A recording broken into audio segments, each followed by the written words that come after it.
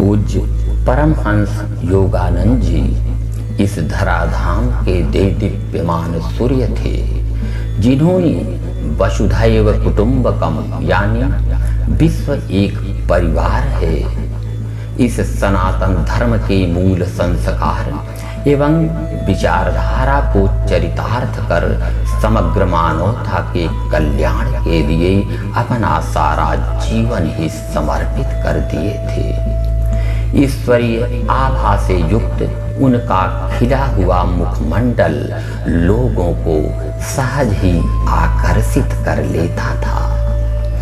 लोगों के हृदय में ईश्वर प्रेम का दीप प्रज्वलित करना ही उनके जीवन का मूल उद्देश्य था।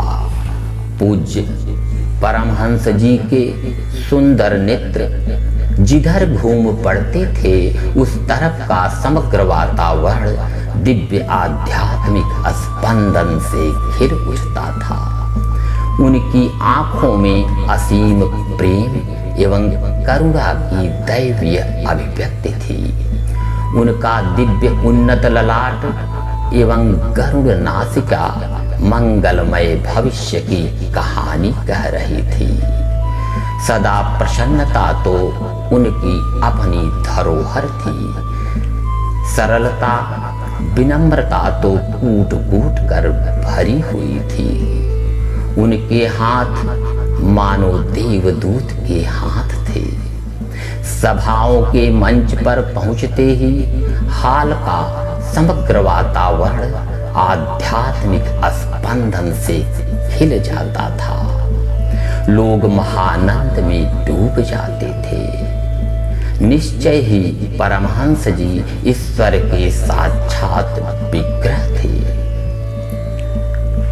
परमहंस जी प्रायः यह कहा करते थे कि तुम सब मेरे इस शरीर के प्रति इतना आकर्षित मत रहो, सिर्फ अपनी अंतर चेतना में सदा बने रहो। जब मैं इस शरीर को छोड़ चुका होऊंगा तो तुम सबको हजार हजार आंखों से निहारता रहूंगा।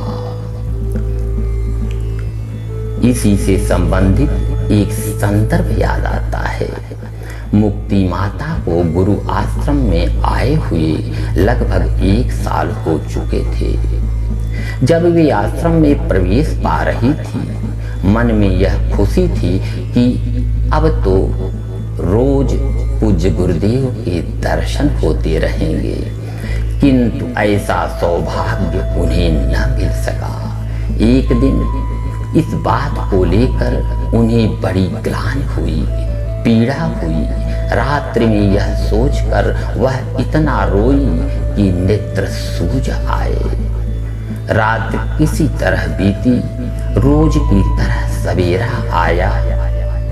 सामने से आती हुई ज्ञान माता से उनकी मुलाकात हुई। दुख दर्द सामने प्रकट हुआ। सुनकर ज्ञान माता मुस्कुराई, धीरे से कहा कि आज रात तुम गुरुदेव से अकेले में बात करो, तब तुम उनके शरीर के प्रति आकर्षण को भूल जाओगी। फिर ऐसा ही हुआ। प्रश्न पर प्रश्न गुरुजी से मुक्ति माता करती जा रही थी। उसका उत्तर प्रश्न समाप्त होते ही कानों में गूंजने लगता था। आश्चर्यचकित मुक्ति माता दूसरे दिन जब ज्ञान माता से मिली तो उन्होंने पूछा, मेरे प्रश्नों का इस तरह उत्तर देने वाले वे कौन हैं, गुरुजी या भगवान? इस पर ज्ञान माता ने स्पष्ट कहा कि दोनों तत्व एक हैं, चाहे उन्हें गुरु कहो या भगवान। एक अवसर पर परमहंस जी ने कहा था कि जो अपने मन में यह धारण करेंगे, यह विश्वास रखेंगे कि मैं उनके साथ हूँ, तो वे प्रत्यक्ष यह अनुभव करेंगे कि मैं उनके साथ रहूंगा। यह मेरा वचन है। पूज्य परमहंस जी के इस वचन में कितना बड़ा आश्वासन है, यह सदा याद रखें। सद्गुरु देश काल की सीमा से परे होते हैं। उन्होंने कहा था, चाहे मैं शरीर में रहूं या शरीर से परे, तुम्हारी एक पुकार पर भागा भागा चला आऊंगा। तो अब देर किस बात की? इतने बड़े आश्वासन के बीच आज अपने गुरु से अपनी सारी कथा व्यथा सब कुछ कह डालें, जो हमारी सहायता के लिए सदा तत्पर हैं। वही हमारे असली माता पिता हैं, वही रात्रि के ध्रुव तारा हैं और हमारे जीवन के देदीप्यमान सूर्य हैं। ओम शांति शांति।